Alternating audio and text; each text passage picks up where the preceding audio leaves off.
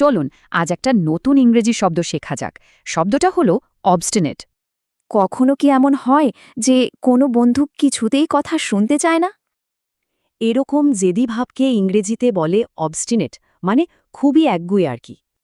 Obstinate হওয়া মানে অনেকটা দেয়ালের মতো হয়ে যাওয়া, কোনো কথাই যেন কানে যায় না। আচ্ছা, একটা ছোট্ট গল্প শুনলে কিন্তু ব্যাপারটা একদম পরিষ্কার হয়ে যাবে। ধরুন, রাজু আর তার বন্ধুরা মিলে পিকনিকের প্ল্যান করছে। সবাই ঠিক করল নতুন একটা পার্কে যাবে।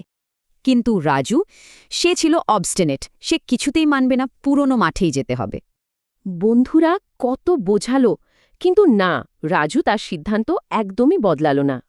শেষ পর্যন্ত সবাই সেই পুরনো মাঠেই গেল, আর গিয়েই ঝুম বৃষ্টি, পুরো পিকনিকটাই মাটি।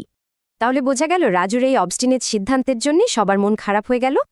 আচ্ছা, এবার দেখা যাক বাস্তব জীবনে এই শব্দটা কিভাবে ব্যবহার করা যায়। এই যেমন কোনো ম্যানেজার যদি অবস্টিনেট হন, তিনি নতুন প্রযুক্তি ব্যবহার করতে চাইবেন না, এতে দলের ক্ষতি হয়। আবার ধরুন, আদালতে কেউ যদি অবস্টিনেট হয়, সে কোনো প্রমাণই মানতে চাইবে না।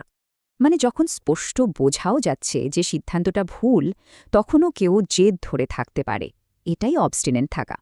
একটা জিনিস খেয়াল রাখতে হবে, অবস্টিনেট শব্দটা কিন্তু একটু নেতিবাচক। এটা ডিটারমিন্ড হওয়ার মতো না।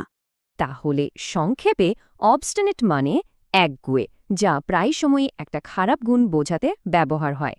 কিন্তু শেষে একটা প্রশ্ন থেকে যায়, একগুঁয়ে হওয়া কি আসলেই সব সময় খারাপ?